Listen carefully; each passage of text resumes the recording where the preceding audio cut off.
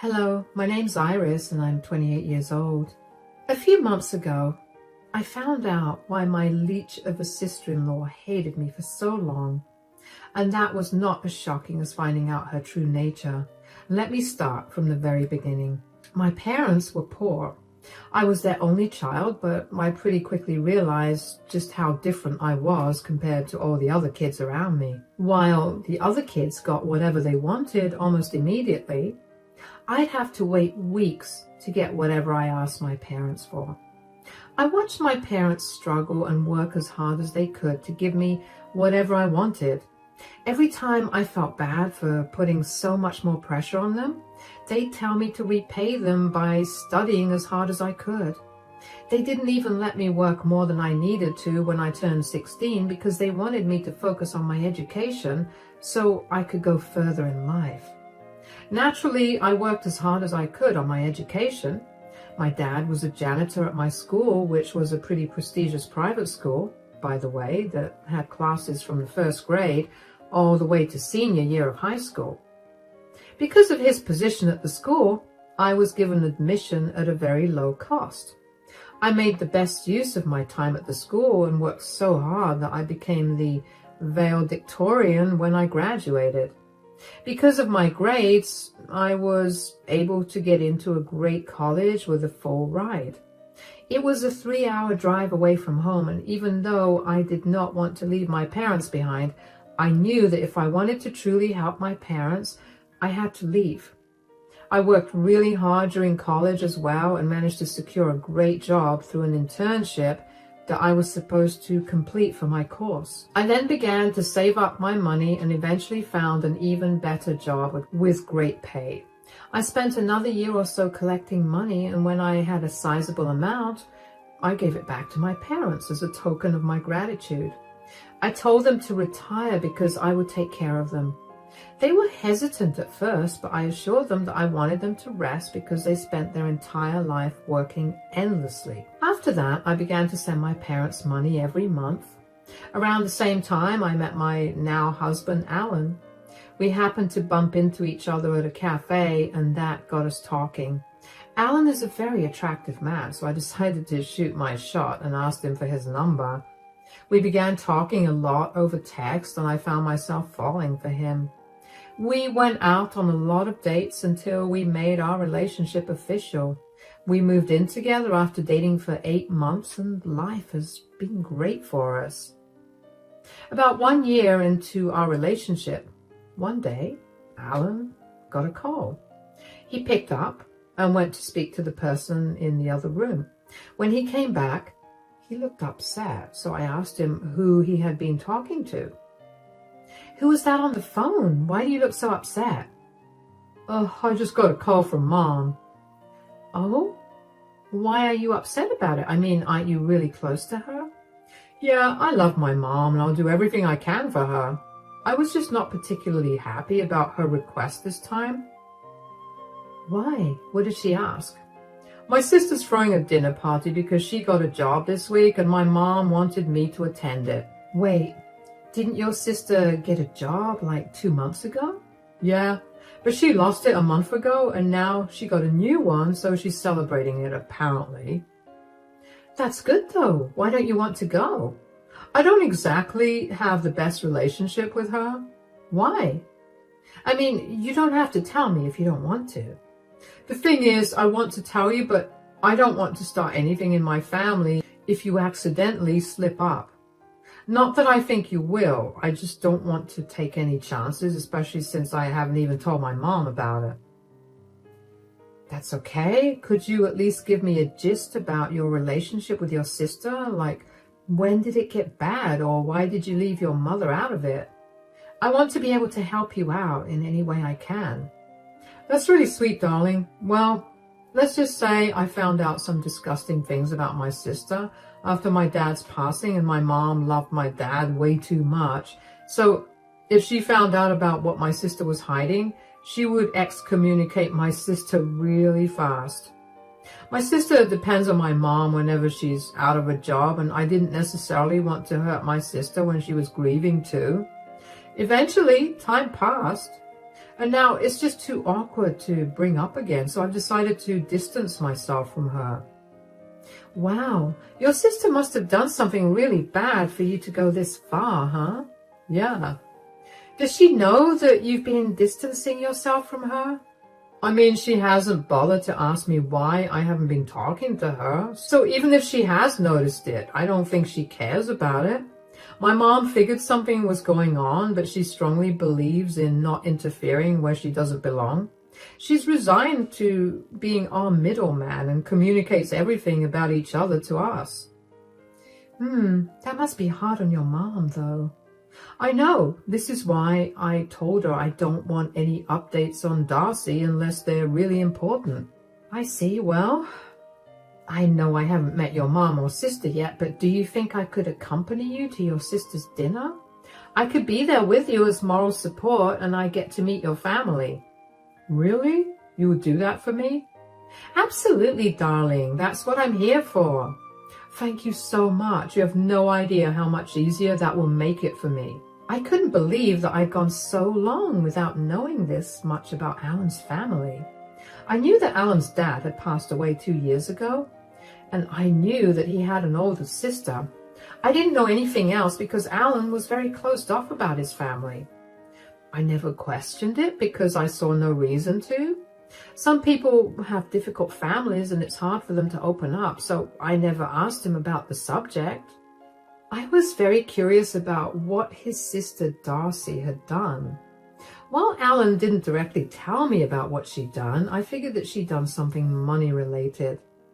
Alan told me that initially even he supported her when she was struggling because she was too embarrassed to keep asking their parents for money. Apparently, after their father's death, Alan stopped helping her out completely. And then 2 years later, he met me and we got together, so he barely bothered to meet with his sister.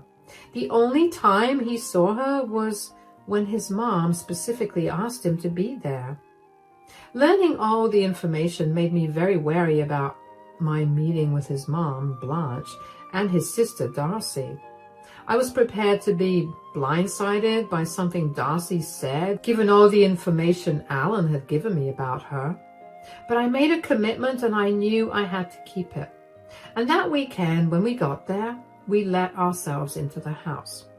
Darcy and Blanche were sitting in the dining room and they greeted us with big smiles on their faces. Hi, Mom. Hi, Darcy. Congrats on your new job. Oh, thanks a lot. Hi, sweetie. Oh, who's this? Mom, Darcy, this is my girlfriend, Iris.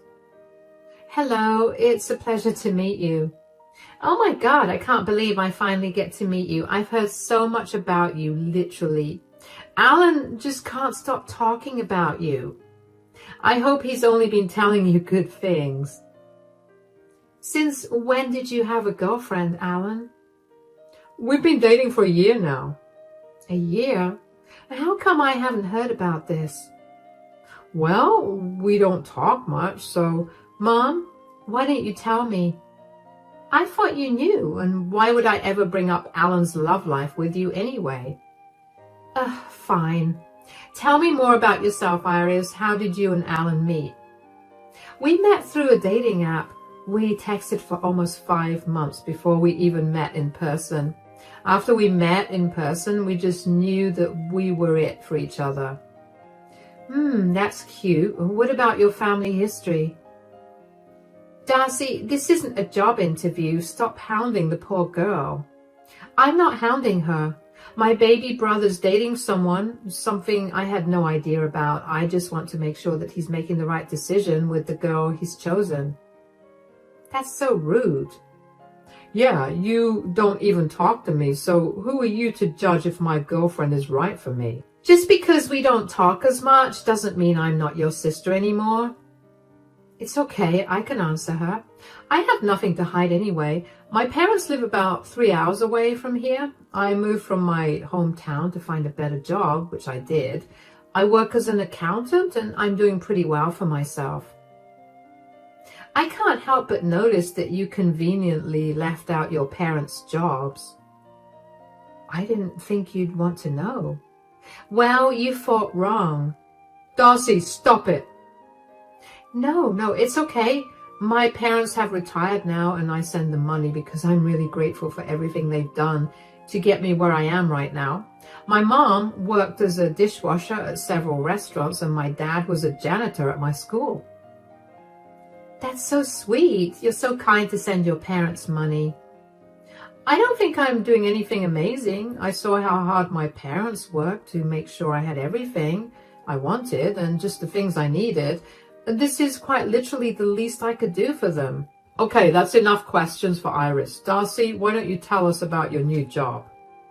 I could tell that Alan was mad, but if I'm being honest, so was I. I know that I seemed pretty calm in the way that I talked to her, but in my head, I was really mad.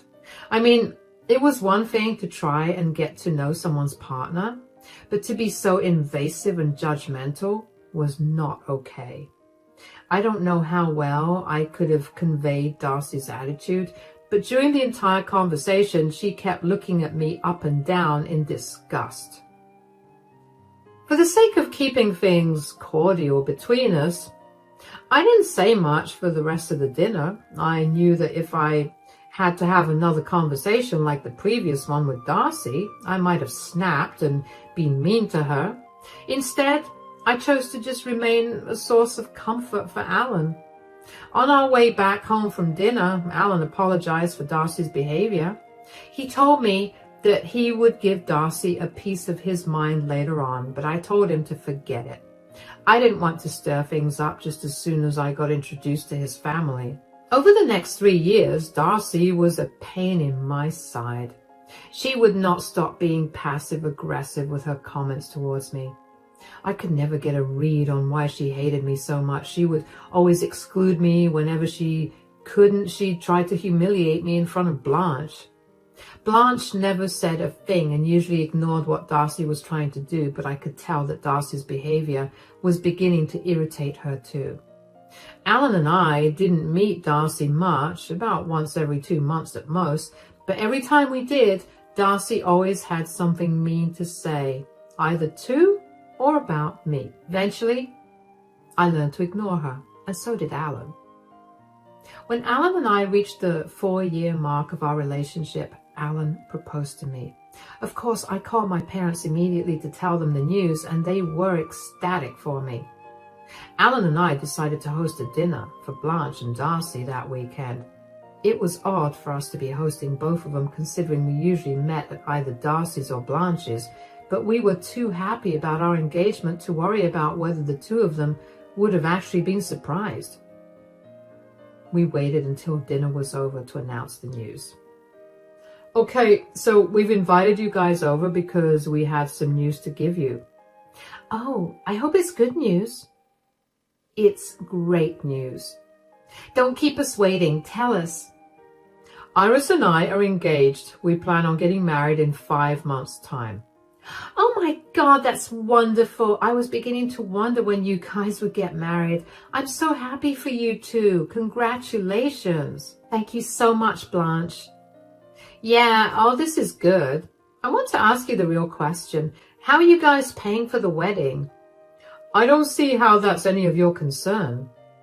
Look, I'm just looking out for you guys. Didn't Iris say that she was sending her parents money every month? If she keeps that up, how are you guys going to pay? Are you going to take care of all the wedding expenses by yourself, Alan? I have savings of my own, so I can contribute to the wedding expenses. And so what if I covered all the expenses by myself?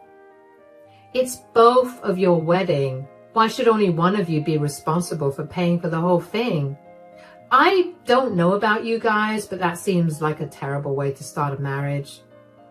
What do you know about a good marriage? You're not even in a relationship, and you've never gotten engaged in any of the relationships you've been in before.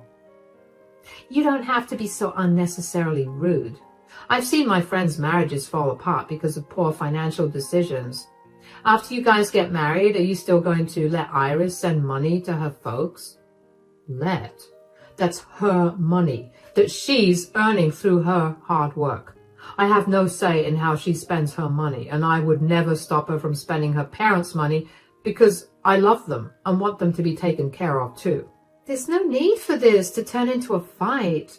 And before any of you can say anything, I'm going to pay for the wedding so both of you can go crazy.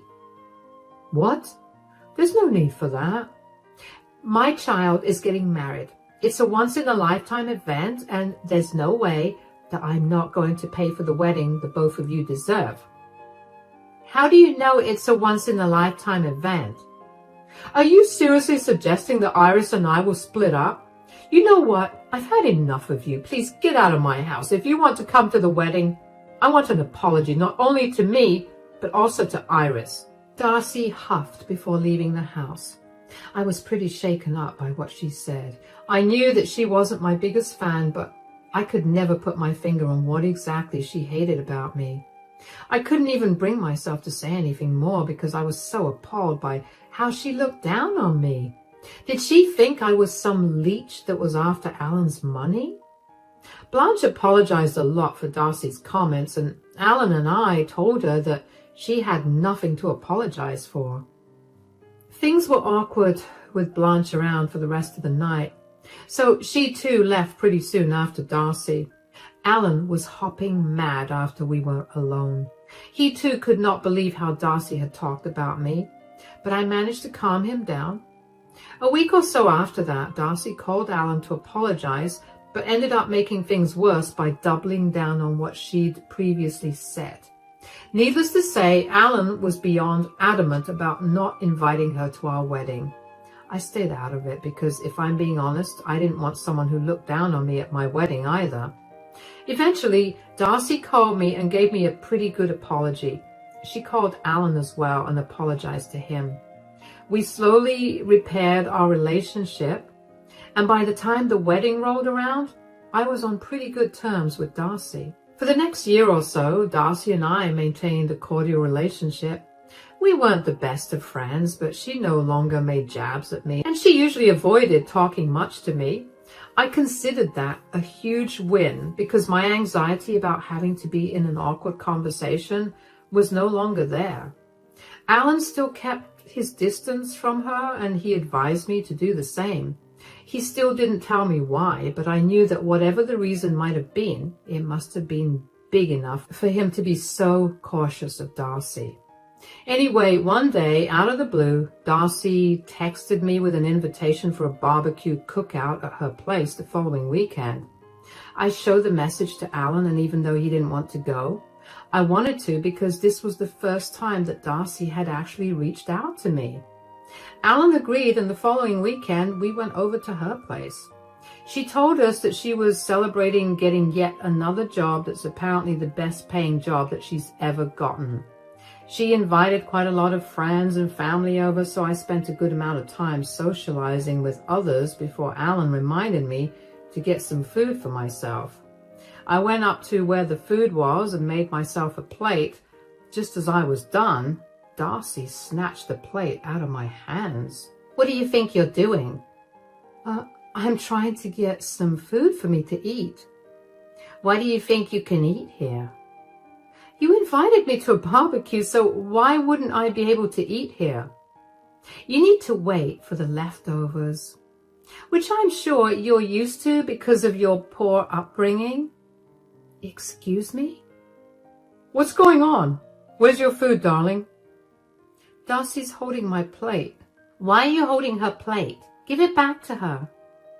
"Don't bother. She just told me to wait for the leftovers because apparently that's what I deserve considering my poor upbringing." "What?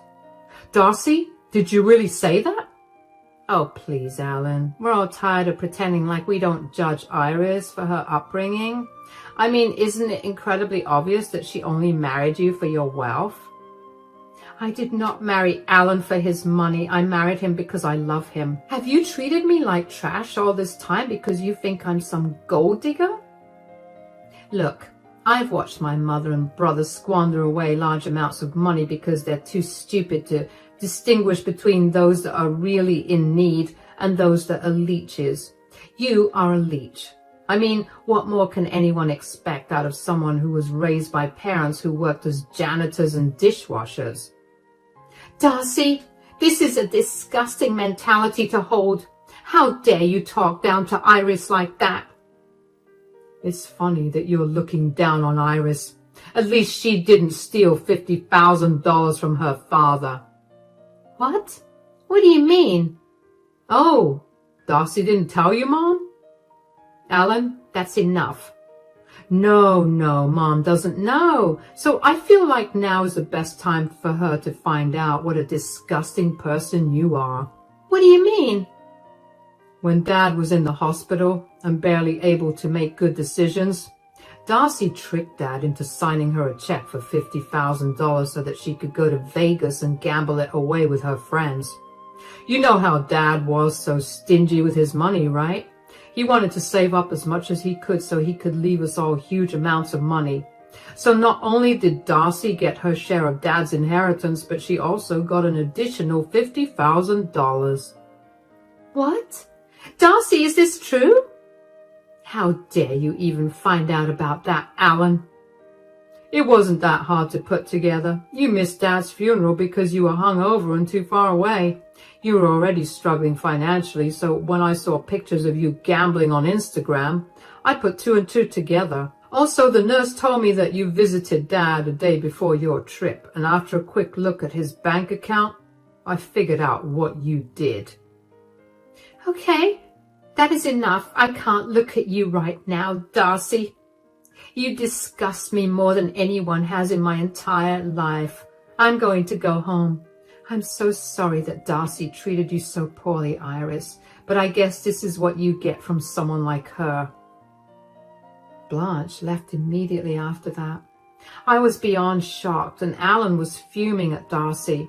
Everyone at the cookout was looking at us, and I could tell Darcy was beyond embarrassed. Before she could say anything to us, Alan grabbed my hand and led me back home. I waited until Alan cooled down to get him to explain what had happened for him to suddenly blurt the truth like that. He told me that he had enough of Darcy looking down on me when she had been the one asking everyone in the family for money because she was irresponsible. I asked why he would keep something so big from his mother. Like, I understood that Blanche would have been devastated, but he could have saved her a lot of money because she definitely would not have helped Darcy when she needed it in the last years. Alan had no answer for me. Instead, he texted Blanche a long apology and explained himself. She texted him back almost immediately to tell him that she was not mad at him, but she was a little upset that he kept the secret with him for so long.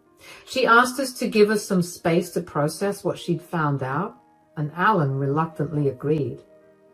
The next day, Darcy came banging on our door, and thankfully I was the only one at home since Alan had gone grocery shopping. I opened the door and did my best to remain calm. What are you doing here, Darcy? Everything is your fault. What are you talking about? Mom has cut off all contact with me and refuses to see or talk to me after last week's cookout. It's all because of you. How did you possibly come to that conclusion? If my stupid brother hadn't married a filthy peasant, I wouldn't be in this position right now. You still haven't let go of your elitism, huh? It's not elitism if I'm simply looking out for my family. You looked out for your family by stealing from your dying father? That is none of your business. You have no right to throw my family issues in my face. And you think it's okay for you to throw my family issues in my face? You think it's okay for you to discriminate against me based on my family history? But God forbid I bring up the single most horrible thing you could do to a dying parent. You've ruined my life. I should have tried harder to convince Alan to leave you. I don't know what kind of life you're living, but I can assure you that no amount of convincing would have made Alan leave me because he truly loves me. Yeah, he loves you and you love his money. Darcy, I didn't even know he came from wealth when I married him. I only found that out after we got married. I just thought you were a jerk, which was why you were treating me badly. I love him for who he is and would never dream of using him for his money. That's clearly something you can't understand, so I get why you're so hung up on the idea that I'm only after his money. What's that supposed to mean? Well, you used your dad for his money. You were using your mom for money.